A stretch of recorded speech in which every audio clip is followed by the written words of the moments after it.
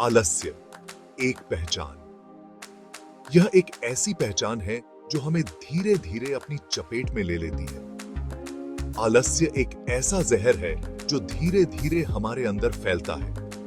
यह हमारे सपनों को चुपचाप निगल जाता है। यह हमें अंदर ही अंदर खोखला कर देता है, हमारे आत्मविश्वास को कमजोर कर देता है।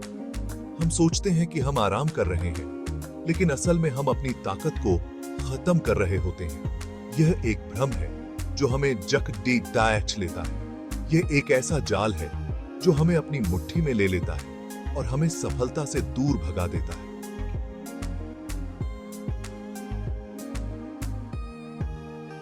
अपने लक्ष्यों से भटक जाते हैं। आलस्य का दोस्त होता है टाल मटोल।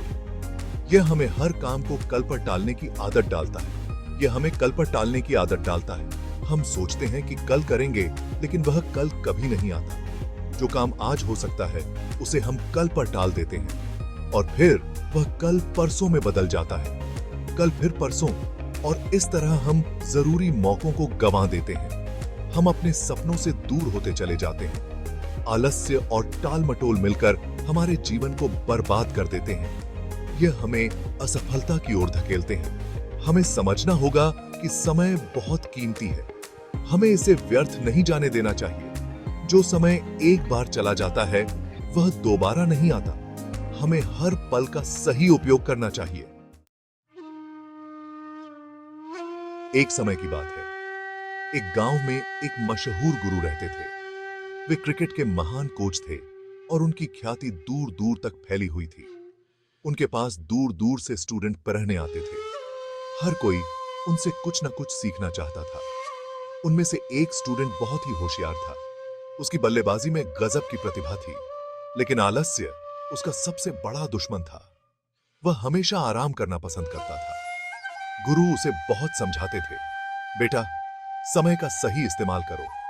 मेहनत ही सफलता की कुंजी है। आलस्य तुम्हें बर्बाद कर देगा। अगर तुमने अभी मेहनत नहीं की तो भविष्य में पछताना पड़ेगा। लेकिन स्टूडेंट पर गुरु की बातों का कोई असर नहीं होता था। वह हमेशा टाल मटोल करता रहता था। वह हमेशा सोचता था, अभी तो बहुत समय है, मैं बाद में कर लूंगा। वह अपना काम कल पर टालता रहता था। हर दिन वह यही सोचता कि कल से मेहनत शुरू करूंगा। एक दिन गुरु ने उसे अपने पास बुलाया। उन्होंने सोचा कि अब उसे एक सबक सिखाना जरूरी है। उन्होंने स्टूडेंट को एक जादुई पत्थर दिया। स्टूडेंट को यह देखकर बहुत आश्चर्य हुआ। गुरु ने बताया, यह कोई मामूली पत्थर नहीं है। यह पत्थर तुम्हारे जीवन को बदल सकता है। यह तुम्हें अमीर बना सकता है, अगर तुम इसका सही इस्तेमाल करो। स्टूडेंट के मन में लालच आ गया। उसने सोचा, अगर यह सच है तो मेरी किस्मत बदल जाएगी। उसने गुरु से पूछा, मुझे क्या करना होगा? गुरु ने मुस्कुराते हुए कहा, पहले आलस्य को छोड़ो और मेहनत करो।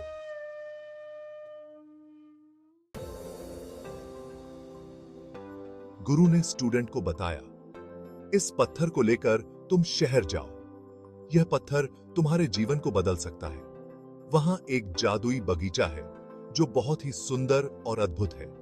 उस बगीचे में एक पेड़ है जिस पर सोने के फल लगते हैं। ये फल बहुत कीमती हैं और तुम्हारे लिए बहुत लाभदायक होंगे। गुरु ने आगे बताया, तुम्हें उस पेड़ के नीचे यह पत्थर रखना है।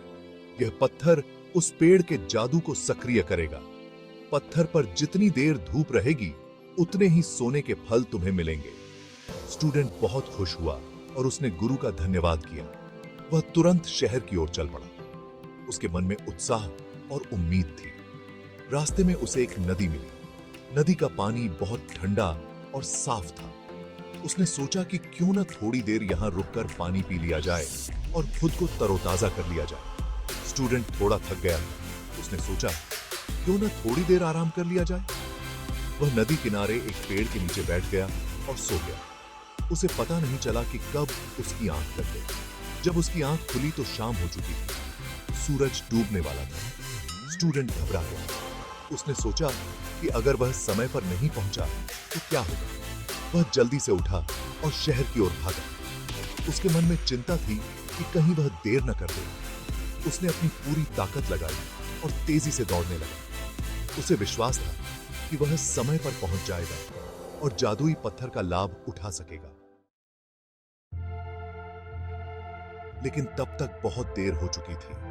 सूरज ढल चुका था। जादुई बगीचे के दरवाजे बंद हो चुके थे। स्टूडेंट को बहुत पछतावा हुआ। उसने सोचा, काश मैं रास्ते में आराम करने के लिए न रुकता। अब उसे समझ आ गया था कि गुरु ने उसे क्या सीख देने की कोशिश की थी। आलस्य और टाल मटोल ने उसे एक सुनहरा मौका गंवा दिया था।